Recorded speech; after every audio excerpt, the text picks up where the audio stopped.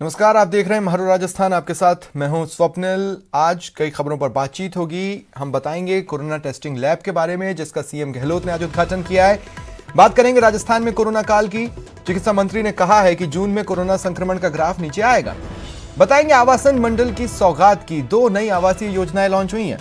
और आखिर में बात होगी नौतपा के तीसरे दिन की, जहां लोग गर्मी का 3rd डिग्री टॉर्चर झेल रहे हैं। इन पर विस्तार से बातचीत करेंगे। बने रहिए हमारे साथ, देखते रहिए महारू राजस्थान। सबसे पहले खबर भरतपुर से है। यहां घर और ईंधन में आग लग गई। ये बड़ी खबर आपको बता रहे हैं।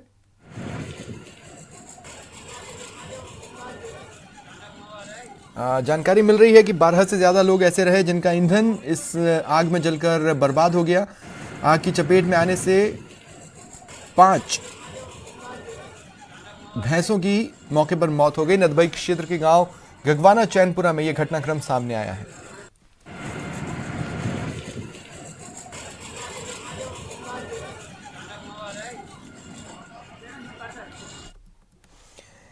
बात करते हैं टेस्टिंग लैब के उद्घाटन की। मुख्यमंत्री अशोक गहलोत ने आज वीसी के जरिए JNU institute of medical science and research centre में टेस्टिंग लैब का उद्घाटन किया। इस दौरान सीएम गहलोत ने कहा कि इससे प्रदेश में जांच का दायरा और बढ़ेगा और ज्यादा से ज्यादा जांच हो सकेगी। बता दें, चिकित्सा मंत्री डॉक्टर रघु शर्मा और चिकित्सा राज्य मंत्री सुभाष गर्ग भी वीसी के जरिए कार्यक्रम से जुड़े। आईसीएमआर ने इस टेस्टिंग लैब जांच की अनुमति दे दी है। प्राइवेट सेक्टर की बात करें तो महात्मा गांधी, बीलाल और दुर्लभ जी हॉस्पिटल के बाद जेएनयू ऐसा चौथा संस्थान है जहां कोरोना की जांच को अनुमति दी गई है।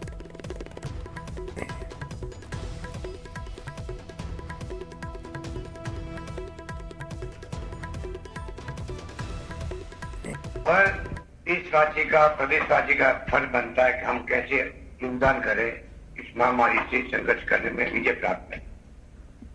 उस पर मैंने आप सबको बुला के सबसे रिक्वेस्ट की थी कि आप सब भागीदार बने। मुझे खुशी है कि आपके संस्थान ने आगे बढ़ करके इतना बड़ा आज जो फैसला किया है, इसका फायदा पूरे समाज को मिलेगा। और मैं उम्मीद करता हूँ कि इस प्रकार से टेस्टिंग फैसिलिटी बढ़ेगी राजस्थान के अंदर, वो भी मिसाल है। मैं स्वास्थ्य विभाग के मंत्री जी को भी और तमाम साथियों को बधाई देना चाहूंगा कि आज जहाँ पहले पुणे और दिल्ली जाते थे टेस्टिंग के लिए, आज 16,250 टेस्टिंग राजस्थान में हो। 16,250 15 जगह हमारे लैब खुल चुके राजस्थान के अंदर। जयपुर, जोधपुर के अलावा अजमेर, बीकानेर, कोटा, उदयपुर, अलावा भरतपुर, भिलवाड़ा, डूंगरपुर, पाली, बाड़मेर, चूरू, सीकर और जयपुर।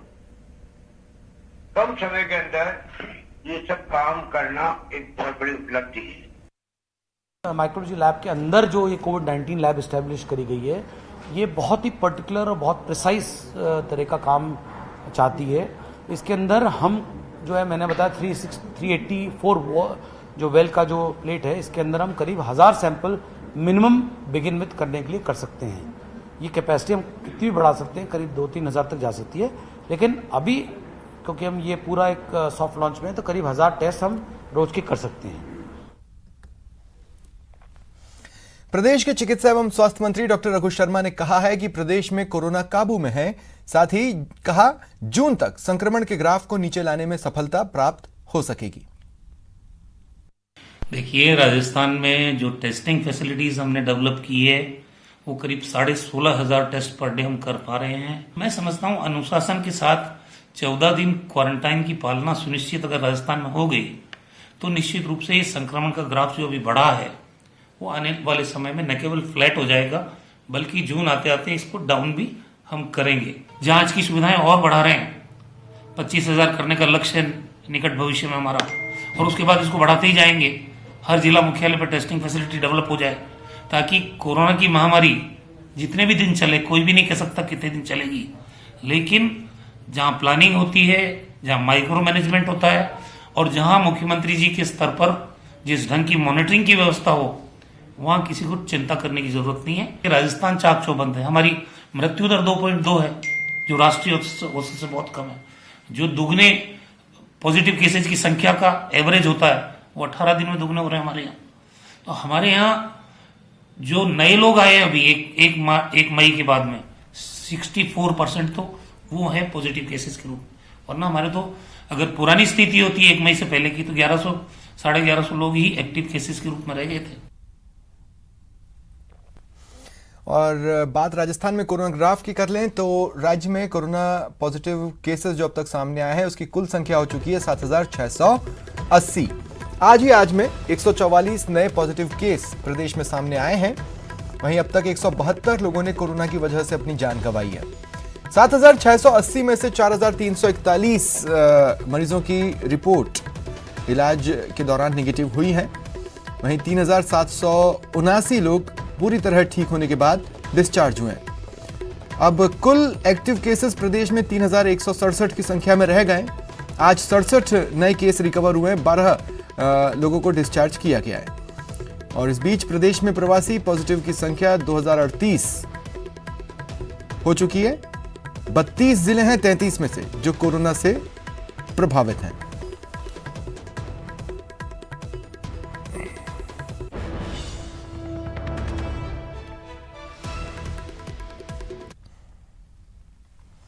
बात कर लें आवासन मंडल की सौगात की। आवासन मंडल ने आज 2 नई आवासीय योजनाओं की सौगात दी। यूडीएच मंत्री शांति धारीवाल ने शिक्षक और प्रहरी आवासीय योजना का शिलान्यास किया।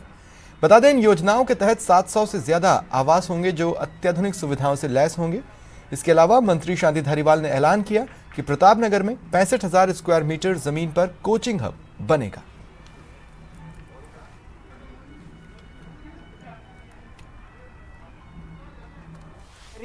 और शिक्षक योजना के लिए करीब 750 फ्लैट्स और मकान बनाए गए और ये आवेदन इतने ज्यादा आ गए कि अब ये मुसीबत हो गई कि किस प्रकार से इसको बांटा जाए, दिया जाए। तो उस योजना में काफी कुछ प्रोग्रेस हुई है। हाउसिंग बोर्ड ने, ये वही हाउसिंग बोर्ड है जिसको कि पिछली सरकार बंद करना चाहती थी और आज इसी हाउसिंग बोर्ड ने गौरव प्राप्त किया है। 4 महीने के अंदर सिर्फ 4 महीने के अंदर 3600 मकान बेचे, 400 करोड़ रुपए का रेवेन्यू इकट्ठा किया। और इसी के अलावा लीज डीड से और ब्याज से और शास्त्री से और ऑक्शन से करीब 400 करोड़ रुपए और इकट्ठा किया। आज 800 करोड़ रुपए की धनराशि जो है वो पहली बार राजस्थान हाउसिंग बोर्ड की हिस्ट्री में ये इकट्ठी की गई है। आज पूर्व प्रधानमंत्री पंडित जवाहरलाल नेहरू की पुण्यतिथि है। मुख्यमंत्री अशोक गहलोत ने उन्हें ट्वीट कर श्रद्धांजलि दी। उन्होंने ट्वीट किया, भारत के सुदृढ़ लोकतंत्र के शिल्पकार, सर्वश्रेष्ठ संस्थानों के निर्माता, सामाजिक न्याय व समानता के पुरोधा, देश के प्रथम प्रधानमंत्री पंडित जवाहरलाल नेहरू का नाम इतिहास के पन्नों में स्वर्णिम अक्षरों में अंकित है। उनकी पुण्यतिथि पर उन्हें शत शत नमन।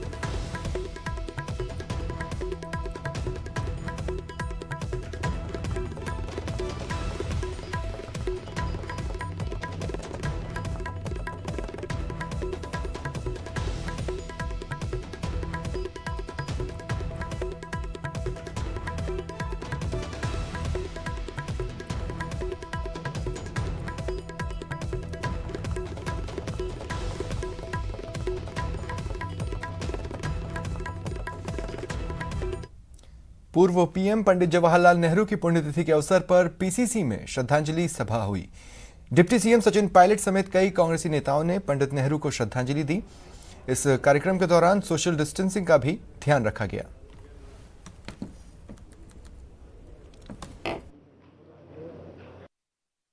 मुझे इस बात का बड़ा आश्चर्य है कि केंद्र सरकार के 6 साल पूरे हो रहे हैं। 6 साल पूरे होने पर आप अलग अलग कार्यक्रम आयोजित कर रहे हो, ऑनलाइन रैलीज कर रहे हैं, प्रेस कॉन्फ्रेंस कर रहे हैं। आज ये समय है पारदर्शिता का, आज समय है सहानुभूति दिखाने का, आज समय है करुणा दिखाने का, आज समय है सबको साथ लेकर चलने का। आज अपनी पीठ थपथपाने का समय नहीं है। मुझे बताते हुए खुशी है कि देश में सबसे ज्यादा अगर नरेगा में श्रमिक काम कर रहे हैं तो राजस्थान में कर रहे हैं। 40 लाख से ज्यादा लोग आज नरेगा के तहत अपना रोजगार प्राप्त कर रहे हैं। और हमने कहा है कि जो हमारे प्रवासी बाहर से आ रहे हैं राजस्थान, उनके लिए भी बहुत आसान तरीके से हम जॉब कार्ड बनाएं और रिकॉर्ड बनाए। पिछले 10 साल में इतना कभी भी हम लोगों को रोजगार नहीं दिया। हम डिमांड ये कर रहे हैं कि नरेगा में जो 100 दिन का प्रावधान है उसको केंद्र सरकार बढ़ा के 200 दिन का कर दे। लॉकडाउन 4 के बाद ये हालात पैदा हो गए हैं कि तमाम कोशिशों के बाद भी जो सबसे गरीब तबका है उन तक आर्थिक मदद नहीं पहुंची है। केंद्र सरकार बहुत डामाडोल कर रही है, बड़ी बड़ी घोषणाएं कर रही है, पैकेजेस का ऐलान कर रही है, लेकिन गरीब के हाथ में पैसा नहीं पहुंचा। तो हमारी डिमांड ये है कि प्रत्येक गरीब के खाते में 10,000 रुपये हम लोग सीधा केंद्र सरकार को फोर्स करेंगे कि वो लोगों को दे। प्रदेश के चिकित्सा एवं स्वास्थ्य मंत्री डॉक्टर रघु शर्मा ने देश के प्रथम प्रधानमंत्री पंडित जवाहरलाल नेहरू की पुण्यतिथि पर उन्हें श्रद्धांजलि दी। डॉक्टर शर्मा ने नेहरू को आधुनिक भारत का निर्माता बताया। उन्होंने कहा कि देश में औद्योगिक क्रांति की शुरुआत भी नेहरू ने ही की और पंचवर्षीय योजना के जरिए देश को विकास के पथ पर आगे बढ़ाया। आज देश के प्रथम प्रधानमंत्री स्वर्गीय पंडित जवाहरलाल नेहरू जी की पुण्यतिथि है। पूरा राष्ट्र श्रद्धा से उनको नमन करता है। वो आधुनिक भारत के निर्माता ही नहीं थे, इस देश में औद्योगिक क्रांति के जनक थे। जिस वक्त देश आजाद हुआ सुई नहीं बनती थी, उस देश में औद्योगिक क्रांति की नींव उन्होंने जिस रूप में डाली और जिस वैज्ञानिक सोच के साथ उन्होंने देश में काम किया प्रधानमंत्री के रूप में, भारत के लोकतंत्र को सुदृढ़ करने के लिए चाहे पंचायती राज संस्थाओं की नींव डाली हो, वो सामाजिक न्याय और समानता के भी पुरोधा थे और देश के सर्वश्रेष्ठ संस्थानों का निर्माण उनकी सोच के आधार पर हुआ। अलवर में गर्मी के मौसम में पानी की समस्या बढ़ती जा रही है। इसी के चलते शहर के 7 पार्षदों ने अलवर जिला कलेक्ट्रेट में एडीएम से मुलाकात की और टैंकरों से पानी की किल्लत दूर करने के लिए ज्ञापन सौंपा। पार्षदों ने कहा एडीएम को ज्ञापन के जरिए शहर में टैंकरों से पानी सप्लाई की मांग की है।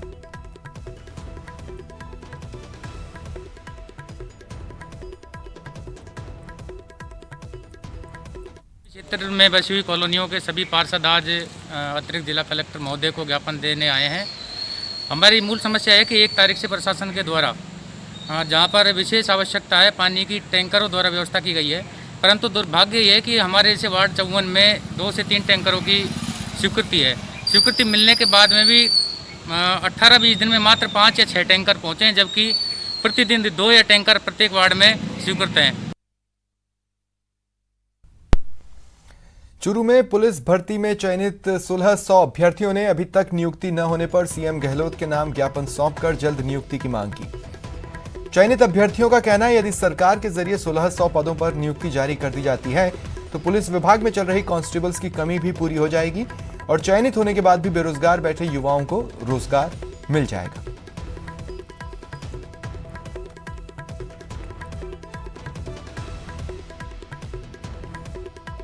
पुलिस भर्ती 2018 के जो 1600 पद रिक्त है, आप उनको जल्दी से जल्दी भरें और हम लोग 1 साल का वेतन मुख्यमंत्री सहायता कोष में देने के लिए तैयार हैं। तो मुझे आशा है कि आप इन पदों को जल्दी से जल्दी भरेंगे और हमारी सहायता करेंगे। लेकिन इस वक्त पूरे प्रदेश में पुलिस बल की भारी कमी है। इसको देखते हुए मैं मुख्यमंत्री जी को याद दिलाना चाहता हूँ कि जो 2018 की पुलिस भर्ती हुई थी उसमें अभी भी 1600 से अधिक पद खाली पड़े हुए हैं। तो मुख्यमंत्री जी आप एक आदेश जारी करवा के इन पदों को भरवाइए। इस कोरोना महामारी के बीच पुलिस बल की सख्त आवश्यकता प्रदेश सरकार को और इसकी कमी भी महसूस हुई। आप देखेंगे लॉकडाउन, कर्फ्यू या फिर क्वारंटाइन सेंटर्स में अन्य कर्मचारियों की ड्यूटी लगाई गई। मैं मुख्यमंत्री श्री गहलोत जी का ध्यान आकर्षण करना चाहूँगा कि कांस्टेबल भर्ती 2018 में 1600 से ज़्यादा पद रिक्त पड़े हैं। अगर आप उन पदों को जल्द से भर देते हैं तो पुलिस बल की कुछ कमी को दूर किया जा सकता है। मैं मुख्यमंत्री जी से निवेदन करूँगा कि इस पदों को जल्द से जल्द भरा जाए। आज शाम 7 बजे महारो राजस्थान में देखिए आसमानी विनाशक। गायब हो जाएगी हरियाली,